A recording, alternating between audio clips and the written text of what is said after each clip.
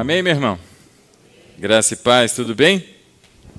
O irmão está meio murchinho, o que foi? É muita chuva? Encolheu? Ou é o calor? Desanimou? Meu irmão, nós temos motivos para além da sobra, para agradecer ao Senhor, mesmo com tantas dificuldades que a gente vive. Ontem foi um dia maravilhoso, eu pude acompanhar pelas câmeras, eu não vi, não é? Porque era de mulheres, eu falei, o que eu vou fazer lá? Mas eu acompanhei pelas câmeras, eu vi o movimento, falei, ô glória. Tinha uns homens ali lá fora, eu falei, mas o que eles estão fazendo de mulheres, né? Mas tinha uns homens ali fora. Segurança, entendi, segurança. Mas foi bênção. E que semana, né, irmãos? Que semana, eu acredito que você deve ter tido alguma experiência ou alguma situação difícil. Em casa não foi diferente.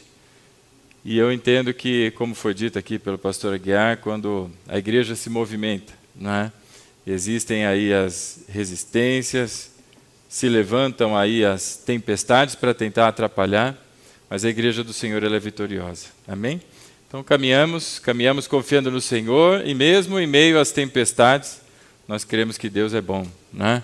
Essa semana eu tive também vários motivos para que, em tempos passados, arrancar os cabelos, procurar uma piscina, pular lá dentro e ficar lá escondido, né? Mas Deus é bom, e sem saber o que fazer ou como reagir, Deus foi mostrando o caminho e a direção, e graças a Deus, aquela semana que parecia interminável, acabou. Hoje começa uma nova semana, para a glória do Senhor, amém? E assim é a vida do cristão, de recomeços e recomeços, porque Deus, na sua misericórdia, nos sustenta. Meus irmãos, eu vou pedir que você abra comigo sua Bíblia no livro de Gênesis. Eu conheço uma igreja em que o pastor foi meu professor, faz pelo menos 23 anos que ele prega o livro de Gênesis, todo domingo, e não acabou ainda. E eu fico pensando, irmão, tem outras coisas na Bíblia também, não é? Mas há 23 anos, pelo menos, ele prega sobre o livro de Gênesis. E glória a Deus, porque a palavra é rica, não é? Capítulo 18 do livro de Gênesis, quem achou, diga amém.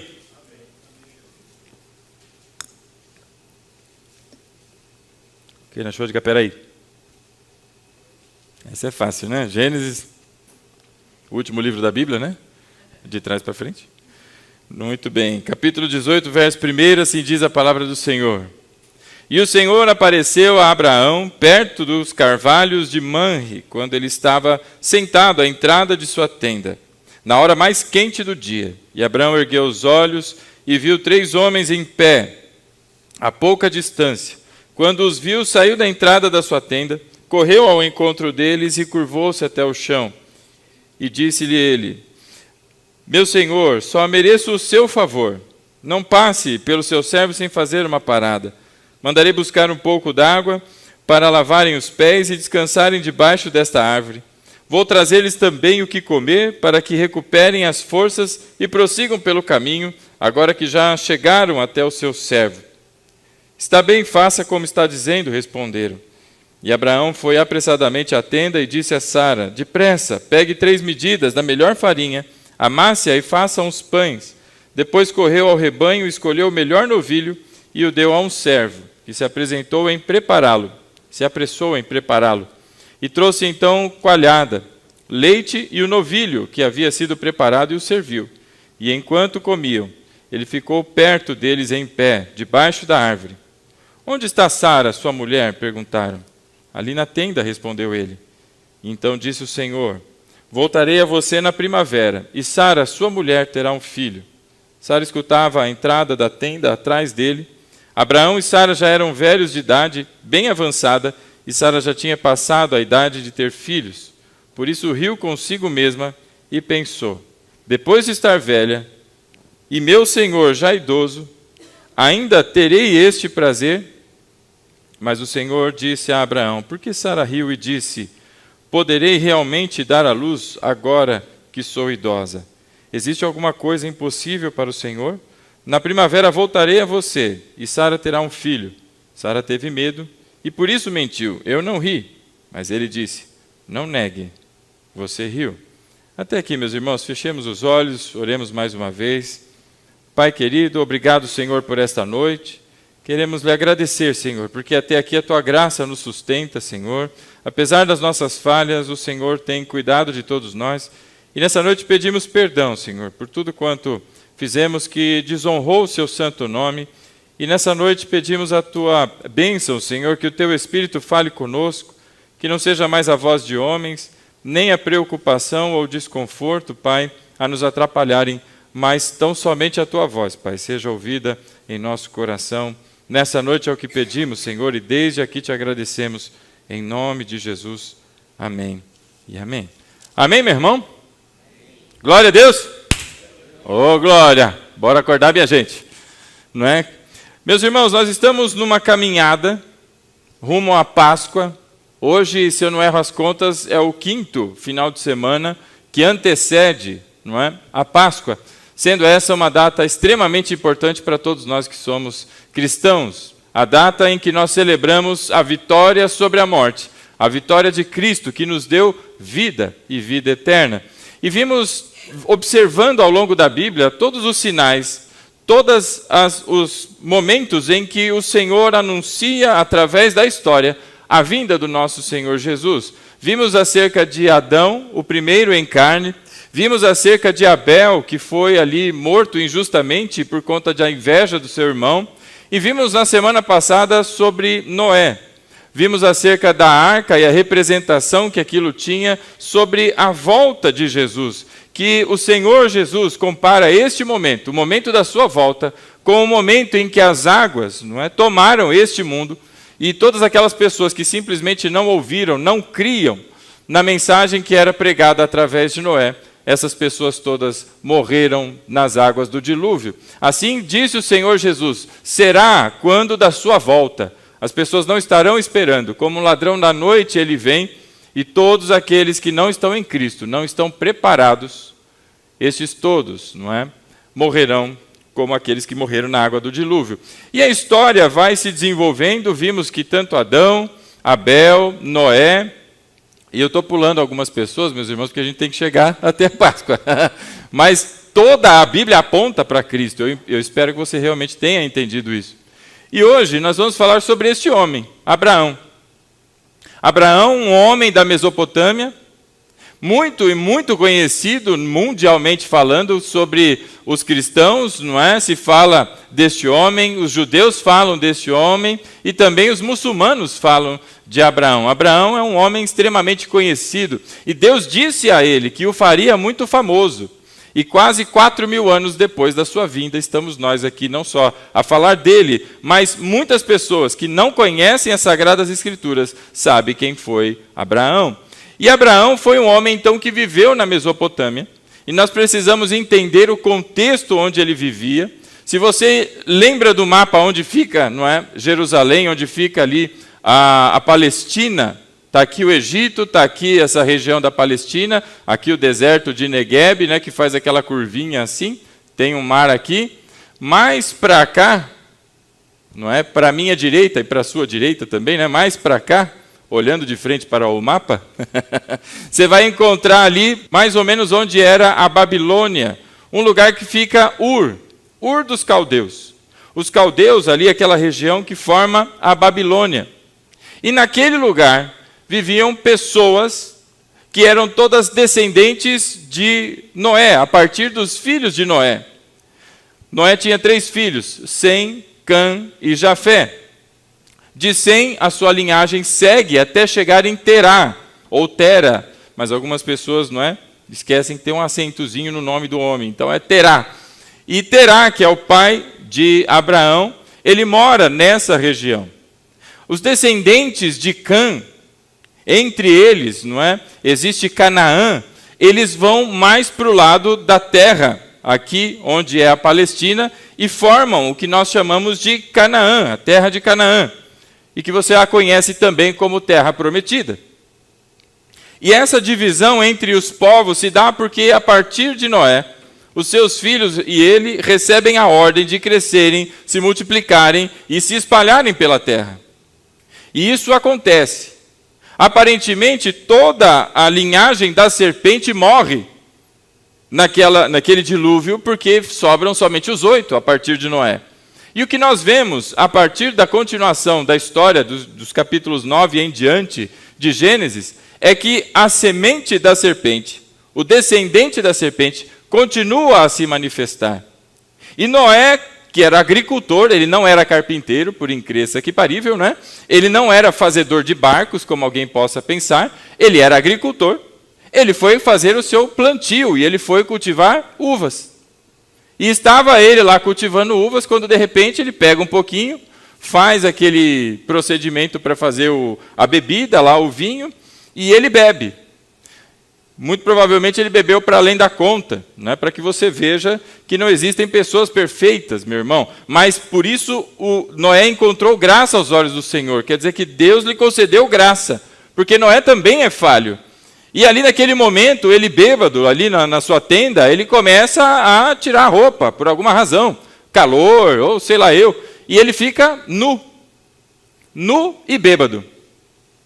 Se você já andou pela rua, já deve ter visto pessoas neste estado e nessa condição. Fora de si e bêbados.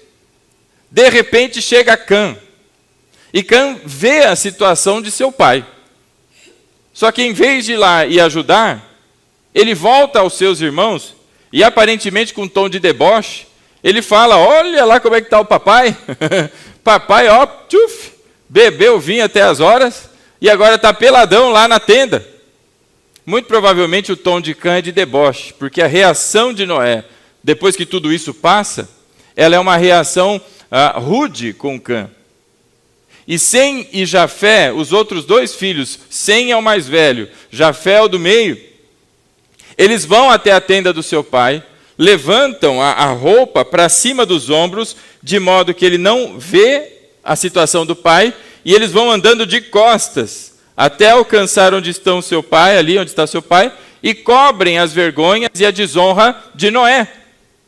No dia seguinte, quando tudo isso é descoberto, Noé chama os seus filhos e diz a Cã que o seu filho Canaã seria escravo dos seus outros irmãos, seria escravo de Sem, seriam escravos de Jafé, e que a descendência de Sem e Jafé seria próspera, mas a de Cã seria como de escravos. Então o filho de Cã, Canaã, foi amaldiçoado pelo seu avô, pelo problema do seu pai. Cã é quem vê Noé naquele estado, e Noé, o avô, amaldiçoa o neto, em função do que fez o seu filho. Então, a partir dali, meus irmãos, a história vai se desenvolvendo, e nós vemos que da descendência de Cã, vem um tal de Cuxi, e desse Cuxi se desenvolve um outro que se chama Nimrod. São nomes bem bonitos, né? Que a Bíblia nos apresenta. E esse Nimrod, a Bíblia diz que foi um dos primeiros mais famosos, grandões, maiorais, desses líderes aí de expressão, e ele forma um reino que entre o seu reino, o seu domínio ali, está a cidade de Babel, que posteriormente foi chamada de Babel. E você conhece a história de Babel, eu imagino. A descendência vai crescendo e a sua me fugiu a palavra aqui, rebeldia se manifesta, e Deus diz que eles devem seguir e se multiplicar, se espalhar. Mas eles falam, não, aqui nós não vamos nos espalhar, não. Vamos começar a fazer tijolo, vamos começar a queimar aí um barro para fazer uns tijolinhos, não é? Colocar aquela marca de tijolo lá que eu esqueci o nome lá, bota lá o tijolinho, vamos começar a vender tijolo e nós vamos montar uma torre. Essa torre vai deixar todos nós famosos e nós não seremos espalhados. E a Bíblia diz que Deus intervém nessa obra absurda, de modo que, na maneira como Deus fala, ele desce para ver de tão pequenininha e tão ínfima, insignificante, era aquela edificação, e desfaz, de modo que as pessoas agora têm línguas diferentes, língua que se fala não no sentido espiritual, mas literalmente idiomas, entre português, inglês, chinês, fala mais um aí, alemão, francês, não é? Sovietiquês, como é que chama aquele lá da... Me fugiu o nome, mas é isso aí, você entendeu. E aí as pessoas agora começam a falar cada um num idioma diferente, um não começa mais a entender o outro e se espalham, cumprindo o que Deus disse, porque a vontade de Deus prevalece. E no meio dessa história toda, no meio de toda essa separação, se encontra agora, lá em Ur, a descendência de Sem. 10 gerações a partir de Sem, e vem um homem chamado Terá. Terá tem filhos, e entre os seus filhos está Abrão. Se você observar, o nome da cidade em que eles moravam era Ur. E Ur, meu irmão, não é uma palavra hebraica. Então, quando você pesquisar o nome, não pesquise em hebraico, porque o nome não está em hebraico. Mas no tempo de Abraão, o nome Ur significava luz. E por que luz? Porque aquela era uma cidade idólatra. Era uma cidade que tinha se desenvolvido na idolatria e na adoração de deuses que não eram o Senhor, o verdadeiro e único Deus. Isso é importante que você perceba, para que veja que 10 gerações a partir de Noé estavam totalmente perdidas. E essa é a descendência de Sem. Quem é Sem, meu irmão? Sem é aquele sobre quem, não é? Ou melhor, de Sem que vem Noé, que vem Sete lá atrás, e é desta descendência que a Bíblia fala que invocam ou voltam a invocar o nome do Senhor. Então, quando vem o dilúvio e tudo aquilo acontece, Noé ensina aos seus filhos que tudo isso aconteceu pela perversidade daquele povo, daquelas pessoas. E agora eles deveriam cultuar e servir a Deus. 10 gerações se passam. 10 gerações naquele tempo parece muita coisa, mas se você fizer a conta ali, é uma geração de, em média, 100 anos. Então nós estamos falando de 1000 anos, mas de pessoas que tinham uma longevidade muito maior, não é? E que já estavam totalmente perdidos na adoração e perdidos em idolatria. Essa luz era uma referência à luz da lua. Haviam templos que apontavam, naquele lugar, para a lua. E Arã, que é um outro dos filhos, não é? De Terá, existe uma cidade chamada Arã, e que tinha a mesma maneira de viver, a mesma forma de idolatria. Muito bem. No meio desse contexto, se levanta um homem chamado Abrão. E Deus o chama.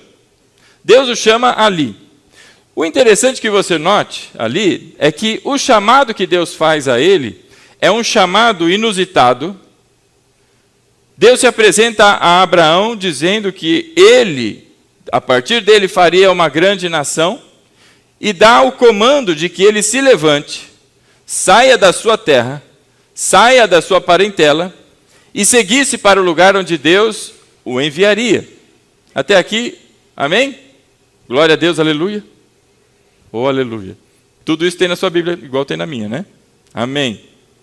Muito bem. Acontece que onde estava então Abrão nesta época? Ele estava em Ur, dos caldeus. Posso ouvir um amém? Você tem dúvidas sobre isso? Sim ou não? Então vamos lá comigo no capítulo 11 de Gênesis, meu irmão, para que a gente dê uma olhada nessa narrativa. O capítulo 11 está descrevendo ali, não é, a descendência de Sem. E o motivo de descrever a descendência de Sem é para que você conheça a origem de Abraão. E Sem é a descendência, é a linhagem que vem o Senhor Jesus, a partir da linhagem de Sem. No capítulo 11, eu queria que você lesse aí comigo, não é? A partir do verso 22, já está de bom tamanho. Muito bem, verso 22. E aos 30 anos, Serug gerou Naor, e depois que gerou Naor, Serug viveu 200 anos e gerou outros filhos e filhas. E aos 29 anos, Naor gerou Terá. Depois que gerou Terá, Naor viveu 119 anos e gerou outros filhos e filhas.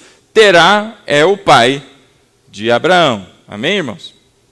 E aí vem o verso 27. Aos 70 anos, Terá havia gerado Abraão, Naor e Harã, 3 filhos. Esta é a história da família de Terá. Terá gerou Abraão, Naor e Harã. E Harã gerou Ló. Harã morreu em Ur dos Caldeus, sua terra natal, quando ainda vivia em Terá, ou melhor, quando ainda vivia Terá, o seu pai. Tanto Abrão como Naor casaram-se. O nome da mulher de Abrão era Sarai, e o nome da mulher de Naor era Milca. E esta era filha de Harã, pai de Milca e de Iscá. Ora, Sarai era estéril, não tinha filhos. Terá tomou seu filho Abraão, seu neto Ló, filho de Harã, e sua nora Sarai, mulher de seu filho Abraão, e juntos partiram de Ur dos Caldeus para Canaã. Mas ao chegarem em Harã, estabeleceram-se ali. Acompanhe comigo esse verso 31. Deus fez um chamado que está no capítulo 12, a gente está no capítulo 11.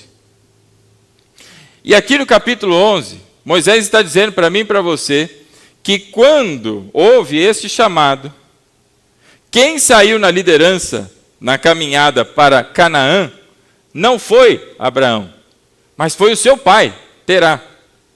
Então, ao contrário do que muitas pessoas pensam, não é simplesmente Ló que acompanha Abraão, mas também o seu pai, Terá, segue nessa viagem. O que dá para se entender é que toda a família se levanta. Só não foi Naor porque já estava, aliás, só não foi Harã porque ele morreu ainda nos dias de seu pai, como foi descrito aqui. Então olha aí o verso 31. Terá tomou seu filho Abraão, seu neto Ló, filho de Harã, e a sua nora Sarai, mulher do seu filho Abraão, e juntos partiram de Ur dos Caldeus para Canaã. Então eles juntos partiram para Canaã. Foi quase toda a família. Todo mundo saiu junto. E eles foram no sentido de Canaã. Mas a Bíblia diz que quando chegaram em Harã, estabeleceram-se ali.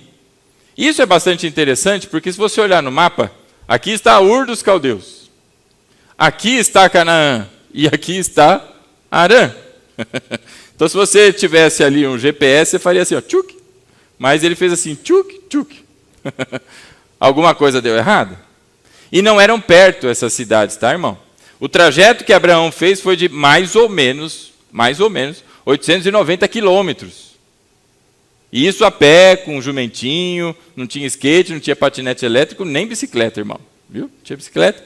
Mas eles foram a pé, caminhando, montando algum animal, alguma coisa assim. Imagina o tempo dessa caminhada, não é? E eles fizeram a rota para cima, em vez de fazer para baixo, na direção de Canaã. Mas eles passaram por Harã. Por que passaram por Harã? A Bíblia não conta. Mas o que eu queria que você observasse é que estava junto também Terá, além de Ló. E qual foi a ordem que o Senhor deu? Vamos lá no capítulo 12, no verso 1.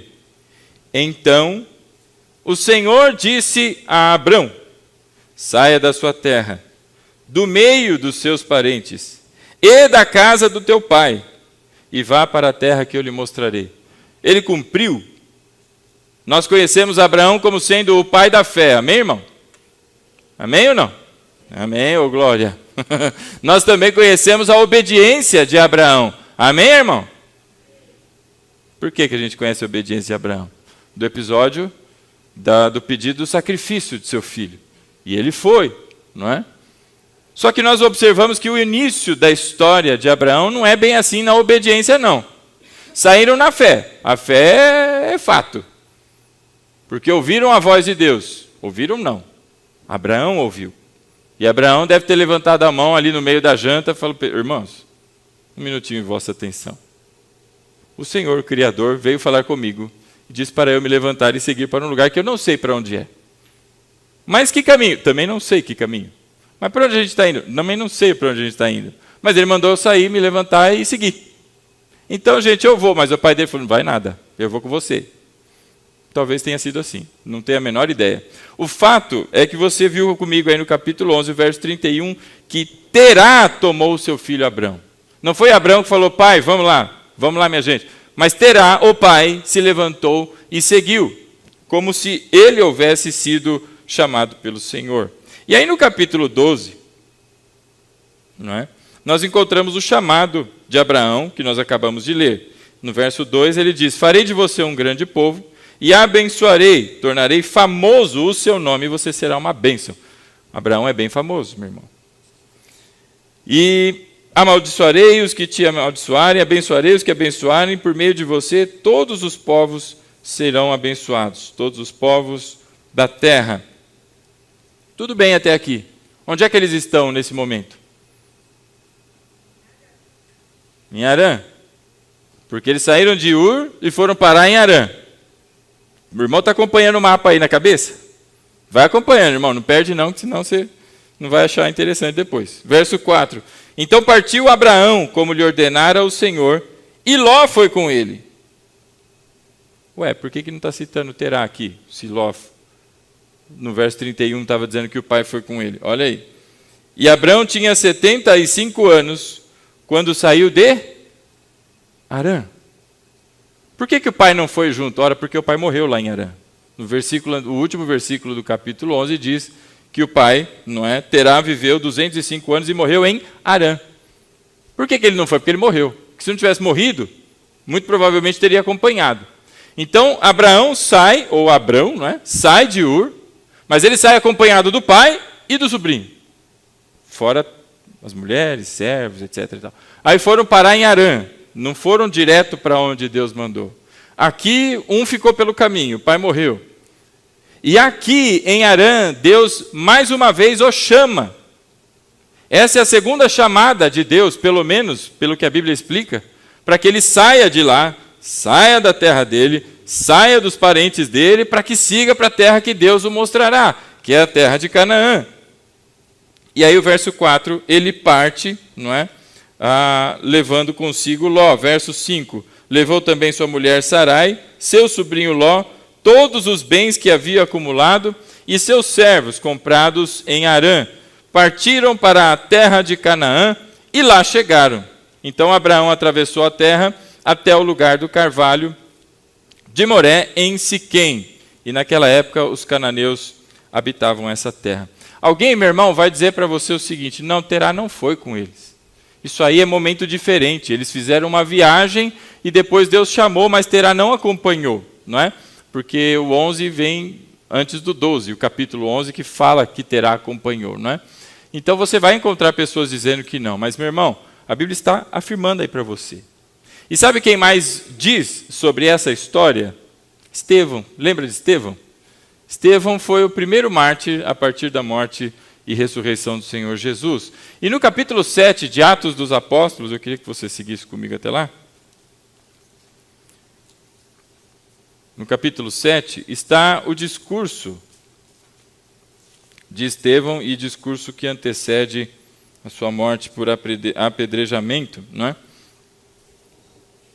Capítulo 7 do livro de Atos dos Apóstolos. Quem achou, diga amém. Estou ouvindo folhinha aí. Hein? Quem achou, diga peraí. Estou esperando.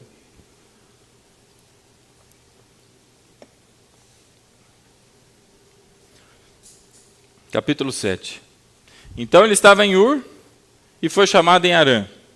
Onde Deus chamou este homem chamado Abrão? Em Ur ou em Harã? Estevão tira todo o mistério que talvez alguém possa ter não entendido. Verso 1.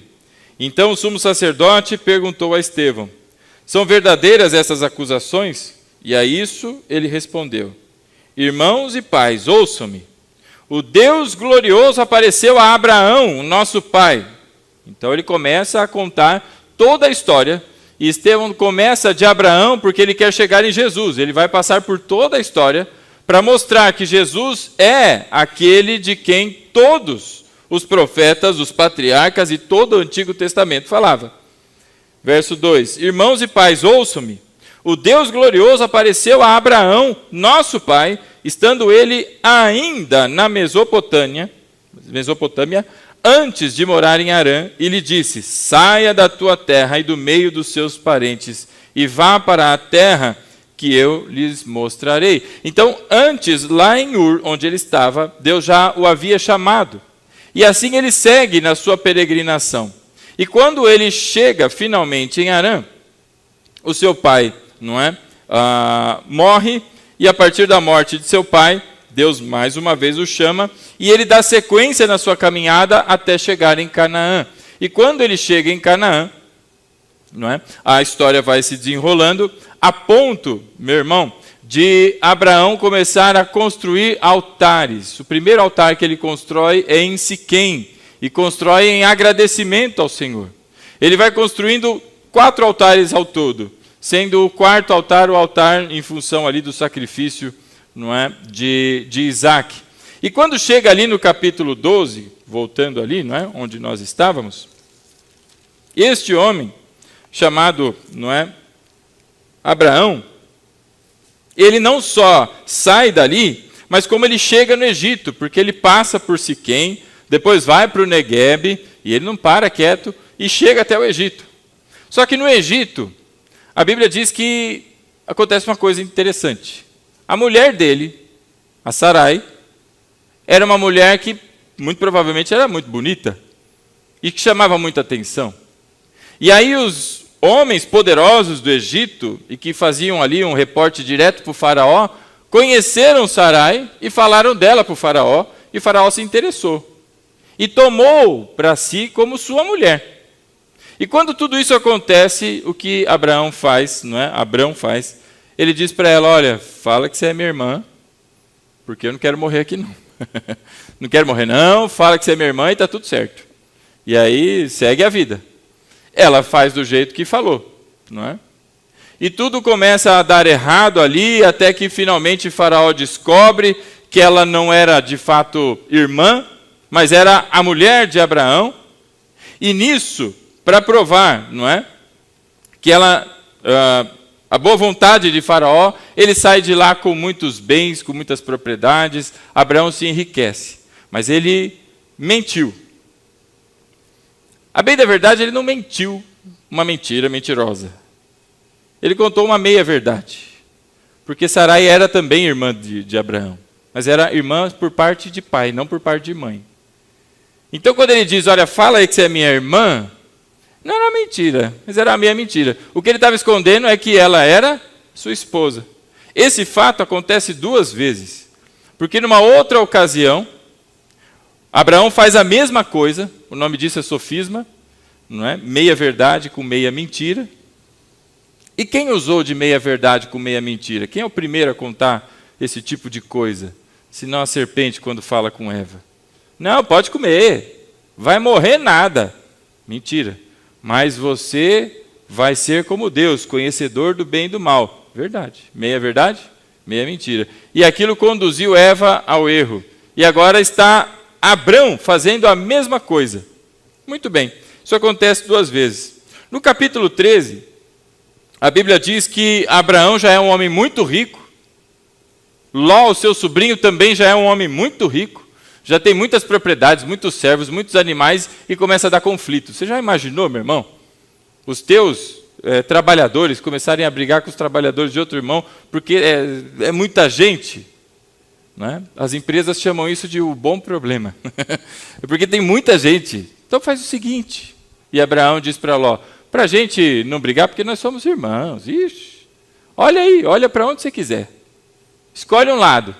O lado que você escolheu, eu vou para o outro. E a gente se separa aqui e está tudo bem, está tudo certo.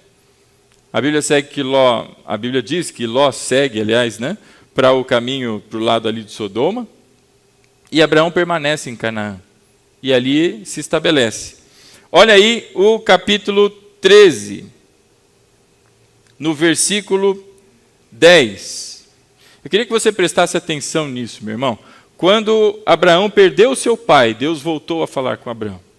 E quando dá este problema com Ló, bem em seguida de dar esse problema com Ló, acompanha aí o verso 10 do capítulo 13. E olhou então Ló e viu todo o vale do Jordão, todo ele bem irrigado até Zoar, e era como o jardim do Senhor, como a terra do Egito. E isto se deu antes do Senhor destruir Sodoma e Gomorra. Ló escolheu todo o vale do Jordão e partiu em direção ao leste. Assim os dois se separaram.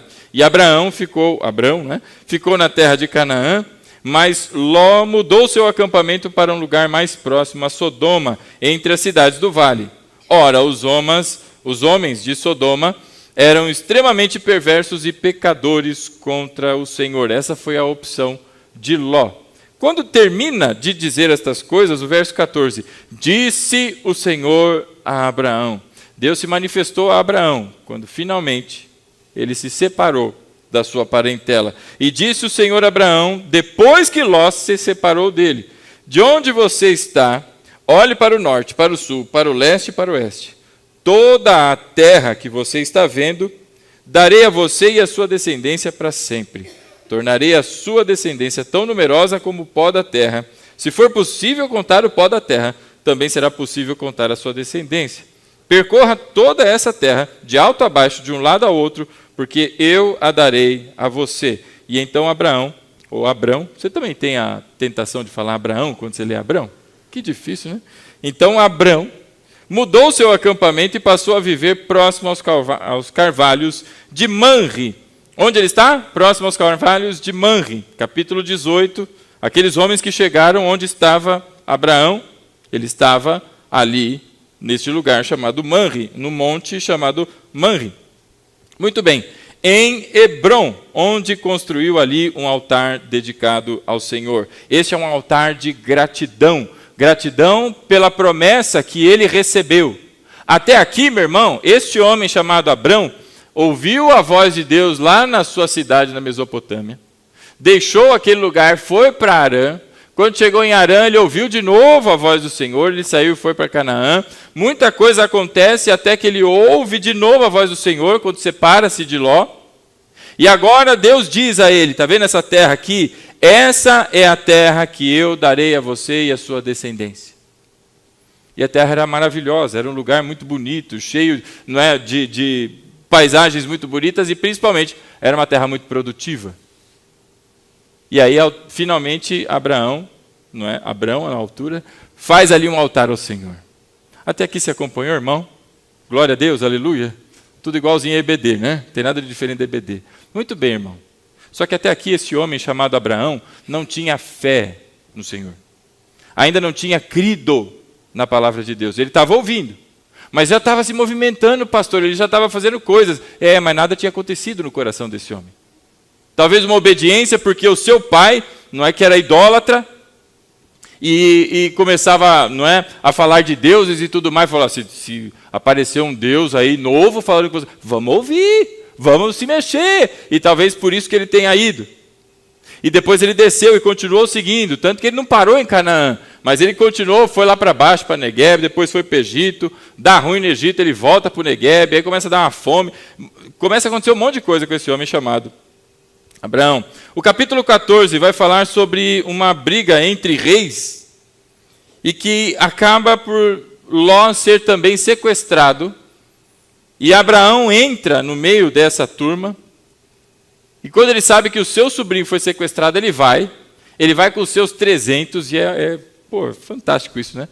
Tem 5 reis contra 4 reis, e um monte de guerra lá no meio, e Abraão vai com 300 homens.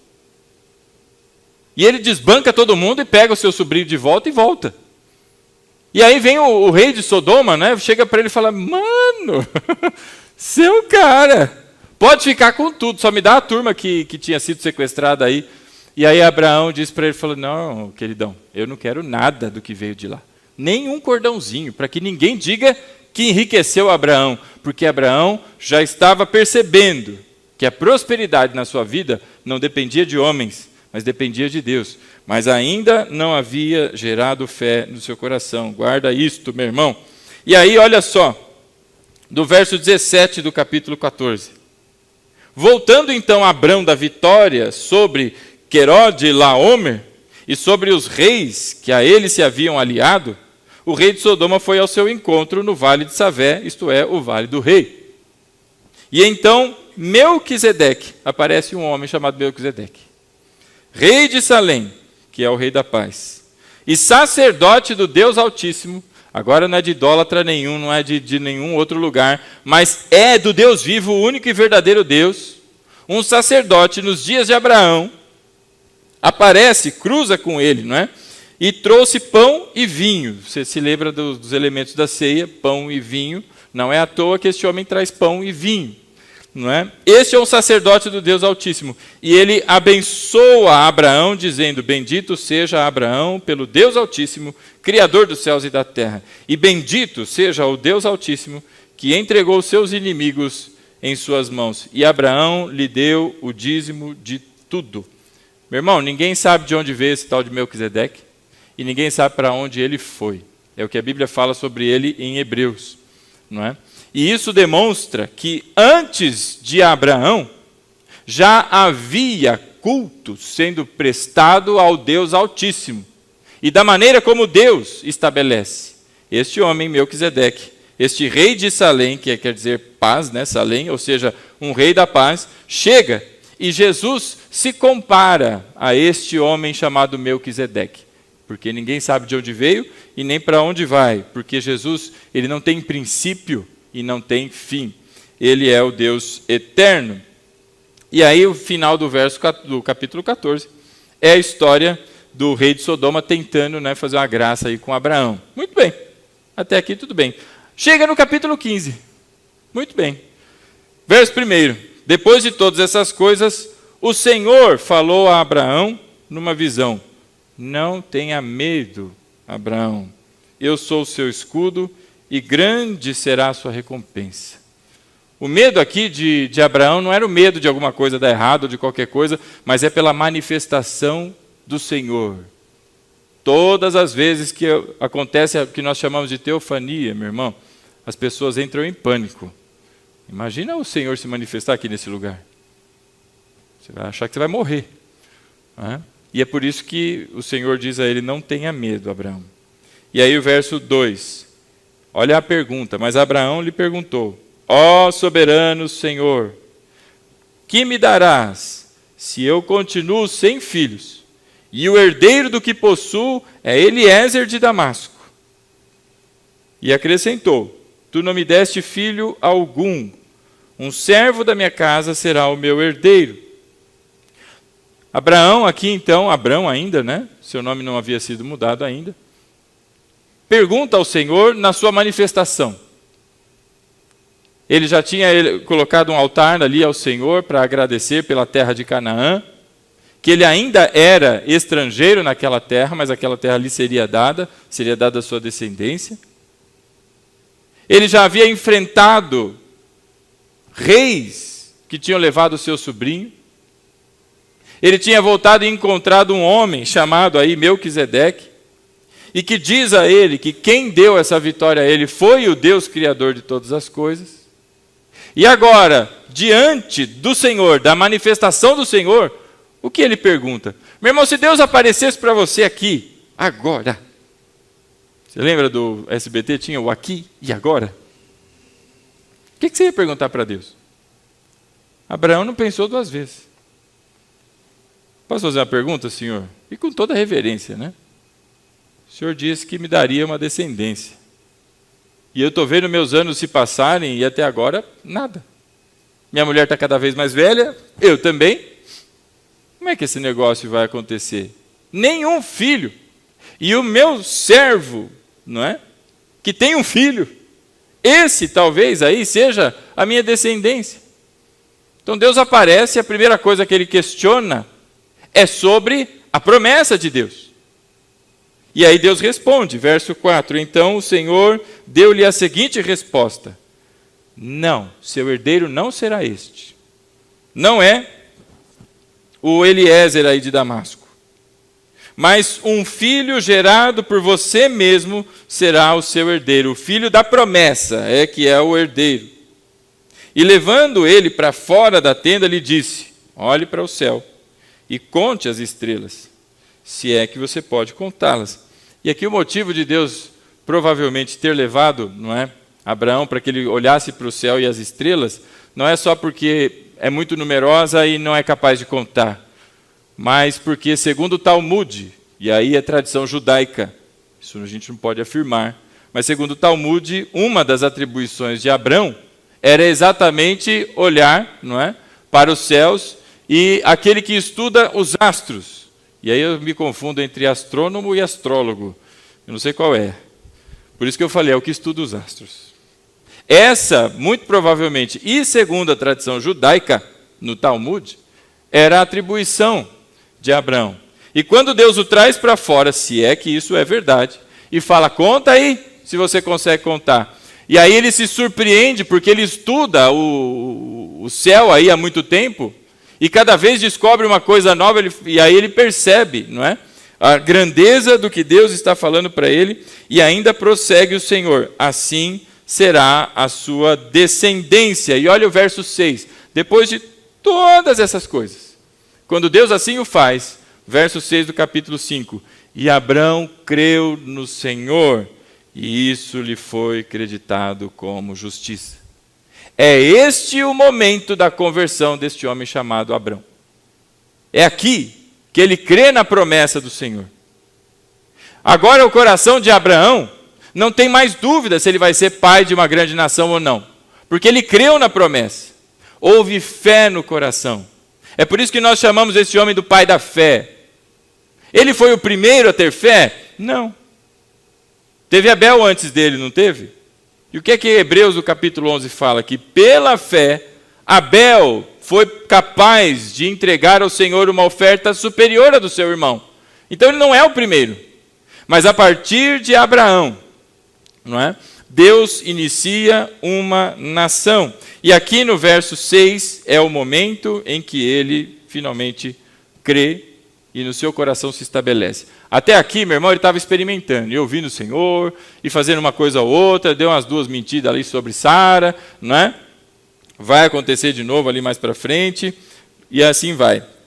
Neste capítulo 15, ele ainda continua com dúvida. E aí ele vira para o Senhor e fala, mas escuta, como é que eu vou saber se eu vou tomar posse dessa terra? Olha aí o verso 7, né? O Senhor diz a ele, eu sou o Senhor que te tirei de Ur dos caldeus para dar-lhe esta terra como herança.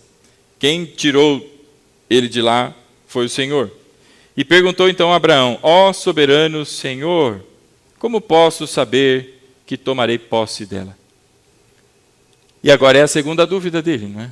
Essa terra é muito grande. A descendência aí do Cã ocupa os amorreus, jebuseus, jeduseus, e todo esse mundo de Eus aí, é tudo a descendência de Canaã. Se você ler lá no capítulo, acho que 10, se eu não me engano, de Gênesis, vai contar essa descendência. E como é que ele agora sabe que Deus vai cumprir essa promessa? E quando Deus responde anunciando a vinda do seu filho. Ele responde anunciando que, como eu disse a você, Abraão, que a partir de você, todas as famílias da terra seriam abençoadas. A maneira como eu farei isso é através da vinda do Messias. Então a resposta de Deus aqui para ele é que ele pegasse animais e começasse a cortar esses animais no meio e fizesse como que uma trilha. E quando ele faz essa trilha de animais todos mortos, simbolizando os sacrifícios e vários sacrifícios, o Senhor, como uma tocha fumegante, passa sozinho no meio dela. E ali ele diz, e anunciando o novo e vivo caminho, sendo aberto pelo Senhor, através não de vários sacrifícios, mas do único e verdadeiro sacrifício do Cordeiro Santo de Israel, que é o Senhor Jesus. Muito bem, a história segue. Isso é um texto maravilhoso, meu irmão. Quando a gente tiver a oportunidade, a gente deve se debruçar sobre ele. No capítulo 16... Eu estou indo rapidinho porque eu não tenho 23 anos para pregar o livro de Gênesis. No capítulo 16, conta a história do nascimento de Ismael. E aí você já conhece, não é, todo o problema que houve entre Agar e Sara. Não é porque Sara percebe um olhar meio esquisito de Agar e fala, não está bom esse negócio. E aí Agar foge. Mas um anjo do Senhor vai até ela e diz, não, pode voltar. E ela fala, eu estou fugindo da minha senhora lá, porque vai dar ruim. Né? Ele falou, não, pode voltar, porque do teu filho, a partir de Ismael, também farei uma grande descendência. Muito bem. Isso não foi dito para Abraão, isso não foi dito para Sara, isso foi dito para Agar, a mãe de Ismael. Capítulo aí 16. No 17, olha aí o verso 1. Quando Abraão estava com 99 anos de idade, o Senhor lhe apareceu e disse, eu sou o Deus Todo-Poderoso. Como é que Deus se apresenta para Abraão? Eu sou o Deus Todo-Poderoso. Guarda aí o eu sou. Muito bem. Ande segundo a minha vontade e seja íntegro. Estabelecerei a minha aliança entre mim e você e multiplicarei muitíssimo a sua descendência. Olha a reação de Abraão no verso 3. E Abraão prostrou-se com o rosto em terra e disse, da minha parte, essa é a minha aliança com você. Você será o pai de muitas nações. Já não mais será chamado Abrão, seu nome agora é Abraão, porque eu constituí pai de muitas nações. Oh, aleluia. Agora eu posso falar Abraão. Amém. Trocou o nome desse homem, porque ele será feito pai de uma grande nação. Aleluia. Deus é bom. Mudou o nome do homem. Quando Deus disse para ele, anda no meu caminho, obedece os meus mandamentos, seja íntegro, Abraão, porque eu farei de você pai de grandes nações. 2 capítulos atrás, esse homem, senhor, peraí, como é que eu vou saber? Já não tem mais dúvida. Agora existe uma fé que não procede do coração de Abraão, mas uma fé que Deus dá a Abraão, e ele crê, Deus fará, porque se Deus falou, ele vai fazer. Então, por isso, ele se prostra com o rosto em terra, agora diante do Senhor, e o seu nome é mudado. Verso 6, eu o tornarei extremamente prolífero, e de você farei nações, e de você procederão reis. Estabelecerei a minha aliança como aliança eterna entre mim e você e os seus futuros descendentes, para ser o Deus e o Deus dos seus descendentes. Toda a terra de Canaã, onde agora você é estrangeiro, note aí, onde agora você é estrangeiro, darei como propriedade perpétua a você e aos seus descendentes, e serei o Deus dele. E aí ele continua, né? Está fazendo agora uma aliança com Abraão. Aleluia. E olha aí o verso 9. Da sua parte, disse Deus a Abraão, guarde a minha aliança, tanto você como seus futuros descendentes. E essa é a minha aliança com você e com os seus descendentes. Aliança que terá que ser guardada. Todos os do sexo masculino entre vocês serão circuncidados na carne. Terão que fazer esta marca, que será o sinal da aliança entre mim e vocês. Qual é o sinal da aliança que Deus fez com Abraão? Que o povo descendente do filho da promessa faz parte da promessa que Deus fez a Abraão, com essa aliança. Qual é a marca? Qual é o sinal? Chama-se circuncisão. Olha aí comigo, não é? Verso 11. Terão que fazer esta marca, que será o sinal da aliança entre mim e vocês. O sinal da aliança com Noé qual foi? O arco. Agora tem uma aliança sendo feita com Abraão. E esta é uma aliança, lembre-se, Abraão é um tipo, prefigura Cristo. Qual que é a aliança? Circuncisão. Ou melhor, o sinal da aliança, né? Verso 13. Sejam nascidos da casa, sejam comprados, ou seja, que não são do povo de Israel, deverão ser circuncidados. A minha aliança, marcada no corpo de vocês, será uma aliança perpétua. Qualquer do sexo masculino que for incircunciso, que não tiver sido circuncidado, será eliminado do meio do seu povo, porque quebrou a minha aliança. Muito bem. Então Deus estabelece que a partir daquele momento, todos da casa de Israel, a partir do patriarca Abraão, deveriam ser circuncidados. Israel nem havia nascido ainda. Muito bem. A Bíblia diz que naquele mesmo dia, Abraão e Ismael foram circuncidados e todos os homens do povo foram circuncidados. O texto segue, não é? Muito que bem, até que nós alcançamos o capítulo 18. onde começamos a nossa leitura, em que Deus chega. No capítulo 17, Abraão tinha 99 anos. No capítulo 18, não é? O Senhor chega e anuncia que dele haveria de vir uma grande nação. Abraão já não tem mais dúvida, mas Sara, sua esposa, já começa a dar uma risadinha meio que de canto de boca, né? Rapaz, isso aí começou quando ele tinha 70 e tantos. Já passou mais de 25 anos e filho que é bom até agora nada. Só vem Ismael, essa coisa aí que agora está atrapalhando a minha vida, essa Agar aí que eu tenho que suportar aí e tudo mais, né? Começou a dar um monte de problema e filho que é bom, nada. Até aqui, meu irmão, eu queria que você prestasse atenção aí em alguns detalhes que mostram que Abraão é, portanto, um tipo do Senhor Jesus. E quando a gente fala tipo, preste atenção, porque Abraão também prefigura a pessoa do Deus Pai, não é? Sendo ele Pai. A primeira coisa que a gente observa aqui, meus irmãos, na vida de Abraão, é que Deus diz a Abraão que ele deve deixar a sua parentela, deixar a sua casa, o lugar que lhe é próprio, para seguir para um outro. O que aconteceu com o Senhor Jesus, senão a mesma coisa? Ele se esvaziou da sua glória, ele deixou os céus, deixou a sua habitação de direito e eterna para se fazer como um de nós, para assumir a sua forma de humilhação, que é um ser humano como você e eu.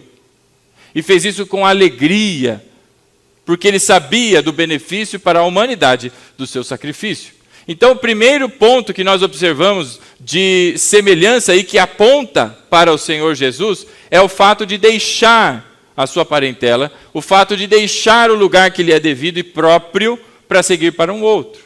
Esse é o primeiro ponto. O segundo ponto que nós vimos aí, não é? Lemos aí no capítulo 7, Abraão ainda era estrangeiro na terra, como vimos no verso 8, não é? Toda a terra de Canaã, agora você é estrangeiro, mas ela será dada, não é, como propriedade. Da mesma maneira, Abraão não tinha um lugar fixo. Ele era nômade, habitava em tendas e seguia de um canto para o outro. Assim também disse o Senhor Jesus em Mateus 8, no verso 20. O Filho do Homem não tem aonde reclinar a sua cabeça. Ora, mas tinham várias pessoas que davam assistência ao Senhor Jesus, então ele tinha onde pernoitar. Ora ele dormia na residência ali de Pedro, como nós já vimos em Cafarnaum, ora ele dormia em alguns outros lugares. Então, do que Jesus estava dizendo? Ele estava dizendo que ele é estrangeiro e estranho para as pessoas. O Salmo 68 vai dizer que ele é estranho, inclusive para os filhos da sua mãe. Da mesma maneira, o Senhor Jesus é estranho para as pessoas aqui. Muitos olhavam para ele e o rejeitaram. É estranho, estranho e estrangeiro. Muito legal. Então você está vendo aí alguns pontos que são semelhantes.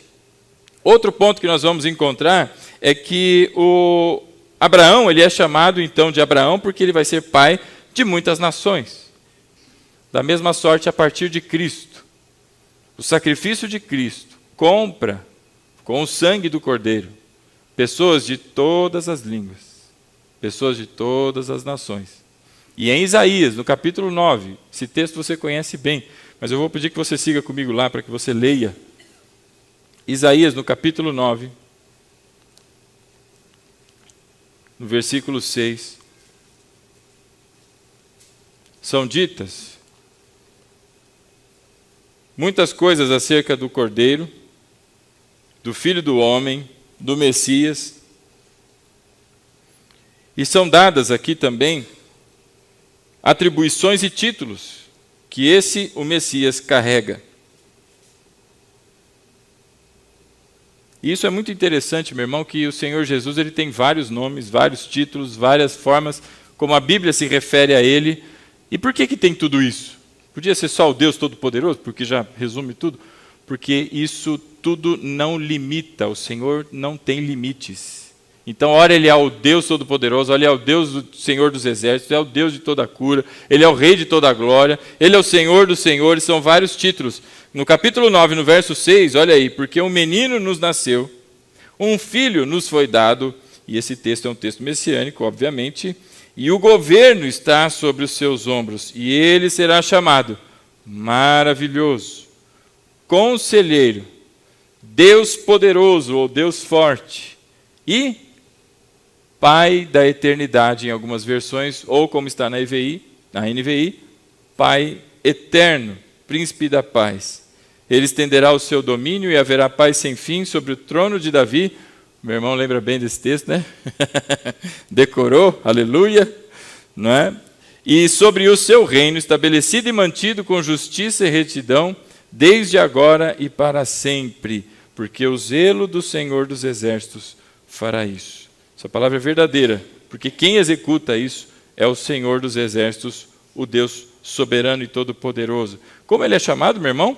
Pai eterno ou Pai da eternidade. Isso tem pelo menos duas implicações ou atribuições. Porque ele é o Pai eterno ou Pai da eternidade. Porque a partir dele, todo aquele que crê na sua obra, crê no Evangelho, crê na sua palavra, agora se torna, não mais alma vivente, mas espírito vivificado, nasce de novo. E por isso ele é o Pai da eternidade, porque é ele quem concede vida, disse o Senhor Jesus, que Deus lhe deu a condição de dar vida e vida eterna. E não só por isso, mas porque a partir dele também, ele é o Pai da eternidade, ou Pai eterno, porque a partir dele muitos outros serão feitos filhos e filhos de Deus. No capítulo 2 de Hebreus, no verso 12, olha aí como é que o Senhor se refere. Porque a gente ouve bastante a Bíblia chamando o Senhor Jesus de nosso irmão. E no capítulo 2 de Hebreus, ele diz exatamente sobre isso, de que ele não tem vergonha de ser chamado de irmão. Não é? Eu queria que você lesse comigo aí. Verso 10, capítulo 2 de Hebreus. Quem achou, diga amém. Está achando rapidinho. Olha aí o verso 10. Ao levar muitos filhos à glória, convinha que Deus, por causa de quem e por meio de quem tudo existe, tornasse perfeito mediante o sofrimento o autor da salvação deles, falando de Jesus. Verso 11. Ora, tanto o que santifica, quanto os que são santificados provém de um só. Por isso Jesus não se envergonha de chamá-los de irmãos. E ele diz, verso 12, proclamarei o teu nome a meus irmãos, na assembleia te louvarei, e também nele porei a minha confiança. E novamente ele diz, aqui estou eu, com os filhos que Deus me deu. Ele é o Pai eterno. Então, ele também tem, a partir dele, ele é o primogênito dentre muitos irmãos. Ele é o primeiro, o irmão mais velho. Não é? Então, essa também é uma atribuição que nós podemos ver aí, que a Bíblia fala sobre o Senhor Jesus. E também, em especial, meu irmão, as promessas que foram dadas a Abraão. Todas as promessas que foram dadas a Abraão apontavam para o Senhor Jesus. Então, essas promessas todas de que nele ele seria, não é, aquele por meio de quem todas as famílias da terra seriam abençoadas, é porque a partir dele, em algum momento, viria o Senhor Jesus. E o Senhor Jesus abençoaria todas as famílias dessa terra. Então, todas as bênçãos de Abraão, e que ele seria pai de uma grande nação, provêm e apontam para o Senhor Jesus. E isso está no livro de Gálatas, na epístola de Paulo a Gálatas, né? No capítulo 3, eu queria que você abrisse lá comigo. Capítulo 3 de Gálatas. Quem achou, diga amém. Ixi. Uhum. Rapidinho. Estou vendo os irmãos mexendo na folhinha. Está meio tímido. Achou? Gálatas no capítulo 3.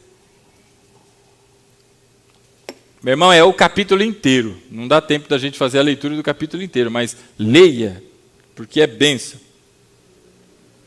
Olha aí a partir do verso 5. Aquele que lhes dá o seu Espírito e opera milagres entre vocês, realiza estas coisas pela prática da lei ou pela fé com a qual receberam a palavra.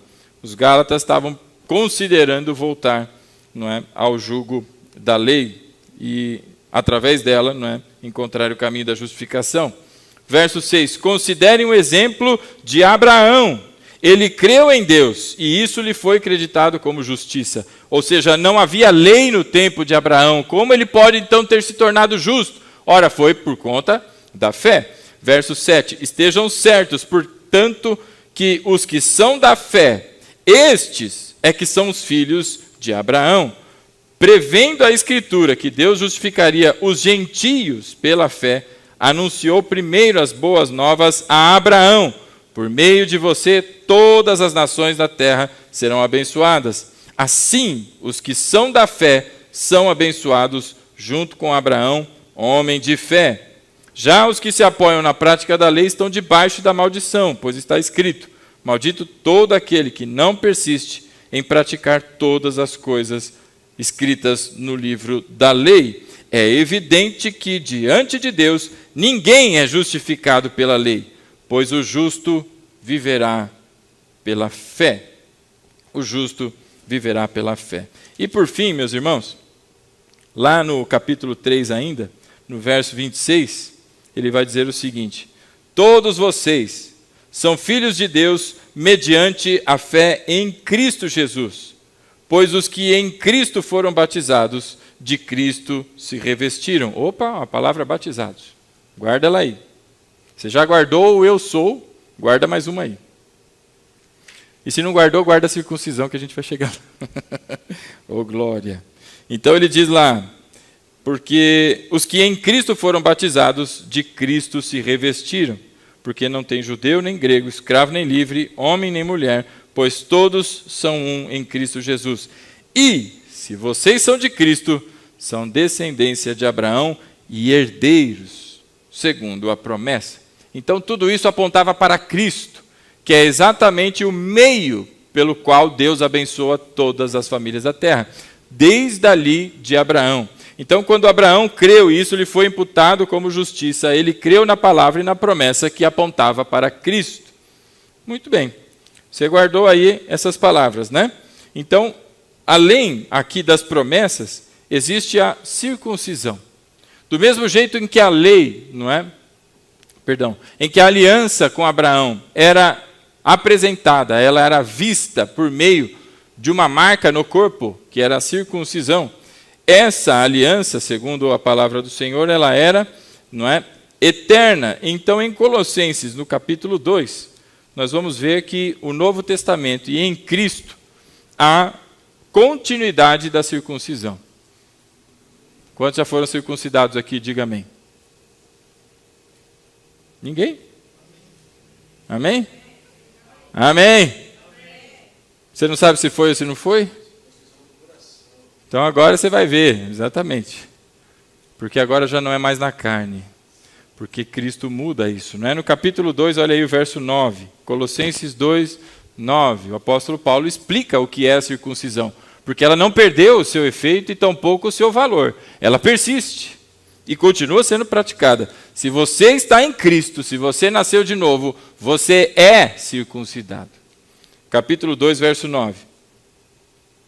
Pois em Cristo habita corporalmente toda a plenitude da divindade.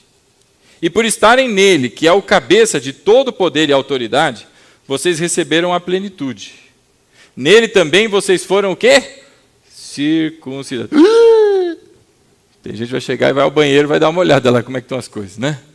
Nele vocês foram também circuncidados. Não com uma circuncisão feita por mãos humanas, mas com a circuncisão feita por Cristo, que é o despojar do corpo da carne. E isso aconteceu quando vocês foram sepultados com ele no batismo, e com ele foram ressuscitados mediante a fé no poder de Deus, que o ressuscitou dentre os mortos. A fé que Deus ressuscitou o Senhor Jesus dentre os mortos. Verso 13. Quando vocês estavam mortos em pecados e na incircuncisão da sua carne. E o que é a incircuncisão da carne, meu irmão? É porque não faz parte do povo, andava morto, andava perdido. Mas quando Cristo veio e pela fé, te trouxe para a vida, é essa a diferença aqui, Agora, verso 13. Quando vocês estavam mortos em pecados e na incircuncisão da carne, Deus os vivificou em Cristo, porque Cristo é o último Adão. Ele não é alma vivente, mas ele é espírito vivificante. Nós vimos isso quando falávamos de Adão. Então agora Deus os vivificou em Cristo. O que é espírito vivificante? É a capacidade de dar vida. É o Senhor Jesus quem agora dá vida para quem estava morto. Não é? Você estava morto nos seus pecados, na incircuncisão da carne, mas Deus te deu vida em Cristo. Ele nos perdoou de todas as transgressões e cancelou a escrita de dívida que consistia em ordenanças e que nos era contrária. Ele a removeu pregando-a na cruz. Glória a Deus. E tendo despojado os poderes e autoridades, fez deles um espetáculo público, triunfando sobre eles na cruz. Então agora a circuncisão, meu irmão, não é mais física. E não é só para homens, como era no Antigo Testamento. Agora todos os que estão em Cristo têm ali a circuncisão no espírito, cortando o vínculo com a carne, tirando a escravatura que se tinha do pecado, tendo sido libertados. É essa a ação que Deus faz em todos nós, quando nós cremos no Senhor Jesus, porque o Espírito vivificante de Cristo agora nos dá vida, e vida em abundância, mediante a fé, e a fé vem pelo ouvir da palavra de Cristo. É isso que acontece na vida de todos nós, e que Deus estava apresentando desde lá dos tempos de Abraão. E aí você guardou o eu sou, não guardou? A circuncisão você já viu aí a diferença, não viu? Tinha mais uma palavra que eu tinha pedido para você guardar. Qual que era? Ah, não guardou, né? Hã? Não entendi, perdão. Batismo? Não, não era batismo, não. Mas tudo bem, não tem problema, porque eu também esqueci. Mas agora eu queria que você fosse comigo até o capítulo 8 do Evangelho segundo João.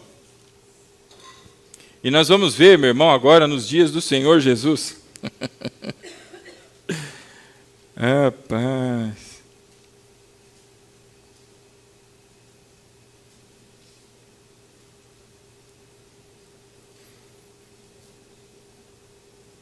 No capítulo 8 do Evangelho segundo João, e João escreve o seu Evangelho com o objetivo de mostrar ao povo, 30 anos depois que os sinóticos, os outros 3 evangelhos já circulavam na igreja, que o Senhor Jesus não era uma fábula, e não era uma historinha, não era só um simples profeta ou um grande homem, mas é Deus encarnado. E no capítulo 8, ele está pregando, não é? Aliás, ele é surpreendido com uma mulher adúltera pega no flagra do adultério e é levada até ele.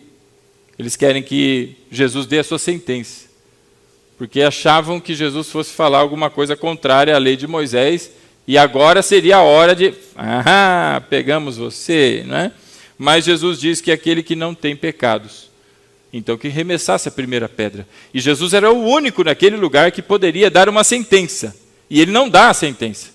E todos os que não podiam estavam com as pedras na mão, ali prontos para atacar a pedra bem no meio da testa daquela mulher, para dar um fim nela ali na hora. Já estavam todos sedentos ali. Tinha um que ficou treinando meia hora talvez, não é? E ninguém podia atacar aquela pedra. E o único que podia sentenciar aquela mulher à morte, o Deus vivo que estava ali diante deles, disse, olha, quem não tiver pecado, então tire aí.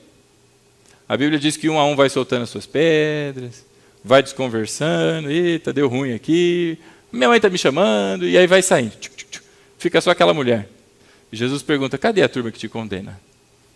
Aí ela dá uma olhadinha e fala, ixi, não sobrou ninguém. Aí Jesus diz, nem eu, porque de fato você teve um pecado, de fato você estava errado, de fato, segundo a lei, você merecia a morte. Mas eu, o justo juiz, não te condeno, mas eu te considero e te concedo graça. Vai em paz e não peques mais. E aquela mulher sai, muito provavelmente transformada, porque ela teve um encontro, não é, com o Deus verdadeiro. Bom, muito bem.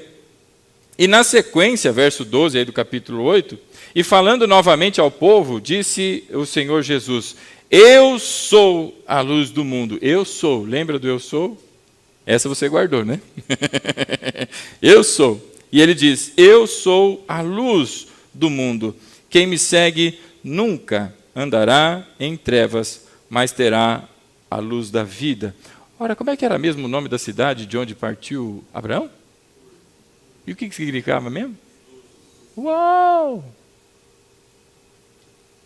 Eu sou a luz do mundo. E ele diz lá no verso 12, quem me segue nunca andará em trevas, mas terá a luz da vida. No capítulo 1 de João, João apresenta o Senhor Jesus como a luz dos homens. E a luz veio ao mundo. Deixou a sua parentela e veio ao mundo. E aí ele continua aí no verso 13. Mas você guardou eu sou, né? Os fariseus lhe disseram, você está testemunhando a respeito de si próprio. O seu testemunho não é válido. E começa aqui uma confusão. E Jesus se apresenta no verso 14 dizendo, ainda que eu mesmo testemunhasse em meu favor, o meu testemunho é válido. Pois eu sei de onde vim e sei para onde vou, mas vocês não sabem de onde vim e nem para onde vou. Uau! Não lembra um homem que se encontrou com Abraão antes de tudo começar com ele? Um tal de Melquisedeque? Não sabe de onde veio nem para onde vai? Muito bem, vai acompanhando aí, meu irmão. Vocês julgam por padrões humanos, eu não julgo ninguém. Verso 16. Mesmo que eu julgue, as minhas decisões são verdadeiras, porque eu não estou sozinho. Eu estou com o Pai, que me enviou. E na lei de vocês está escrito que o testemunho de 2 homens é válido. Eu testemunho acerca de mim mesmo, e a minha outra testemunha é o Pai, que me enviou. E aí eles perguntam, onde está o seu Pai? Olha a pergunta, né? E Jesus respondeu, ora, vocês não conhecem nem a mim e nem ao meu Pai, porque se conhecessem, também conheceriam a meu Pai. E ele proferiu essas palavras enquanto ensinava no templo, perto do lugar de onde se colocavam as ofertas. E, no entanto, ninguém o prendeu, porque a sua hora ainda não havia chegado. E aí Jesus começa a dizer que ele vai embora, não é? E eles vão procurar, mas eles morrerão nos seus pecados e não vão conseguir, não é, sair deste lugar. E aí no verso 22, os judeus perguntam, não é? Será que ele vai se matar? Será que ele fala isso, para onde eu vou vocês não podem ir? Não é aquela conversa meio esquisita das pessoas que não estavam entendendo muita coisa. E no 23, Jesus disse assim, vocês são daqui de baixo, eu sou lá de cima. Vocês são deste mundo, eu não sou deste mundo. Eu lhes disse que vocês morrerão em seus pecados.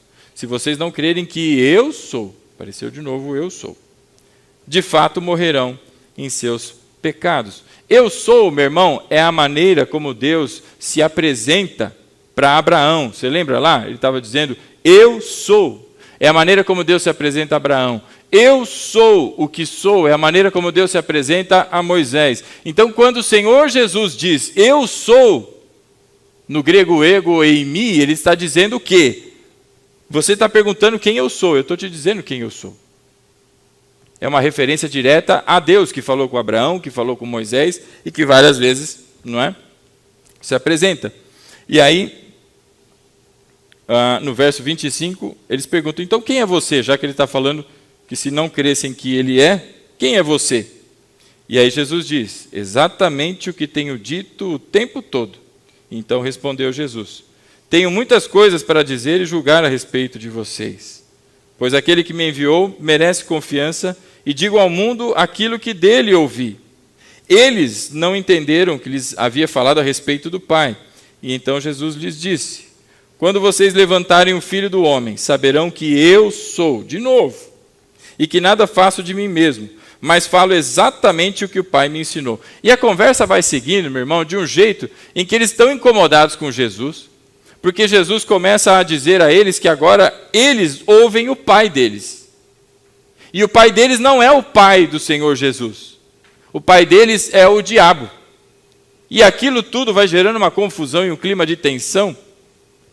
E que eles dizem assim, olha, mas como assim? Não é? Verso 31, disse Jesus aos judeus que haviam crido nele, se vocês permanecerem firmes na minha palavra, verdadeiramente serão meus discípulos, e conhecereis a verdade, e a verdade vos libertará. Eles lhes responderam, ora, mas nós somos descendentes de Abraão, e nunca fomos escravos de ninguém, como você pode dizer que seremos livres? Eles não estavam entendendo que Jesus falava de coisas espirituais. porque eles não haviam nascido de novo. Eles não criam em Jesus. Aí Jesus, no verso 34, digo-lhes a verdade, todo aquele que vive pecando é escravo do pecado. O escravo não tem lugar permanente na família, mas o filho pertence a ela para sempre. Portanto, se o filho os libertar, vocês de fato serão livres. Se o filho circuncidar, de fato serão livres. Circuncisão, Abraão. Eu sou, a maneira como ele se apresentou para Abraão. Você está pegando aí, né? E aí Jesus diz para eles, não é, que eles ouviram, verso 38, eu estou dizendo o que eu ouvi na presença do Pai, e vocês fazem o que ouviram do pai de vocês. Aí eles dizem, né, no verso, mas Abraão é o nosso pai. Aí Jesus fala, não, você pode ter a linguagem sanguínea de Abraão, mas você não nasceu de novo, você não é filho da promessa. O teu pai é o diabo, não é? E disse Jesus, se vocês fossem filhos de Abraão, fariam as obras que Abraão fez, mas vocês procuram me matar, sendo que eu lhes disse a verdade que ouvi de Deus. Abraão não agiu assim. Vocês estão fazendo as obras do pai de vocês. E aí eles dizem, não é? Nós não somos filhos ilegítimos. O único pai que temos é Deus. E aí Jesus diz, se Deus fosse o pai de vocês, vocês me amariam, pois eu vim de Deus e agora estou aqui. Eu não vim por mim mesmo, mas Ele me enviou, porque a minha linguagem não é clara para vocês. Por que vocês são incapazes de ouvir o que eu digo? Vocês pertencem ao pai de vocês, o diabo, e querem realizar o desejo dele. E aí, o clima de tensão, não é? Está grande, e aí as pessoas começam a falar que Jesus, na verdade, está endemoniado, ou que ele é samaritano e que não deveriam prestar atenção nele. Aí chega o verso 48. E os judeus então lhes responderam, não estamos certos em dizer que você é samaritano e está endemoniado? Ele disse, não estou endemoniado, ao contrário, eu honro meu Pai, e vocês o desonram, não é? Não estão buscando glória para mim mesmo. Muito bem. E aí, avançando no texto, meu irmão, verso 52, os judeus exclamaram, agora sabemos que você está endemoniado, porque Jesus disse que aquele que obedece a sua palavra, esse jamais verá a morte. Ele fala, agora eu sei que você está endemoniado, porque Abraão morreu. Também morreram os profetas. Mas você diz que se alguém obedecer a sua palavra, nunca experimentará a morte. Por um acaso você é maior do que o nosso pai Abraão? Ele morreu bem como os profetas. Quem você pensa que é? E aí Jesus vai respondendo até que chega no verso 56, em que ele diz, olha, o Abraão, o pai de vocês, da linhagem, não é? Se regozijou porque veria o meu dia, e ele viu e se alegrou. Então disseram os judeus, mas como? Se você não tem nem 50 anos ainda, como você é capaz de falar que viu Abraão? E a resposta que Jesus dá, aí ele taca fogo no parquinho. A resposta que ele dá, eu lhes afirmo que antes de Abraão nascer, eu sou. Aí, finalmente, todo o contexto que Jesus trouxe ali para eles, eles caem em si e entendem que o eu sou é referência a Deus, e o que ele está dizendo é que ele é um com o Pai, o Senhor, ou seja, um só e Deus. Ele está se afirmando ser Deus, e aí sim a coisa pega fogo. E aí ele diz, não é, que antes de Abraão nascer, eu sou. Mas que Abraão ficou feliz ao ver o seu dia. E voltando lá no capítulo 18 de Gênesis, meu irmão, existe toda a história que nós lemos ali, não é, sobre Sara ouvindo a conversa de Abraão com aqueles 3 homens, quando eles dizem que ela daria luz ao filho, um filho da promessa, e que seu nome seria Isaque, o nome é anunciado antes, assim como foi de Ismael, assim como foram outros nomes também anunciados antes, não é? E eles se preparam ali, enquanto Sara ouve toda essa conversa, no verso 10, não é? No finalzinho, Sara escutava a entrada da tenda atrás dele. Abraão e Sara já eram velhos de idade, bem avançada, e Sara tinha passado da idade de ter filhos. Verso 12. Por isso riu consigo mesma quando pensou: depois de já estar velha, e meu senhor já idoso, ainda terei esse prazer de ser mãe, de amamentar uma criança, de educar essa criança. Não é?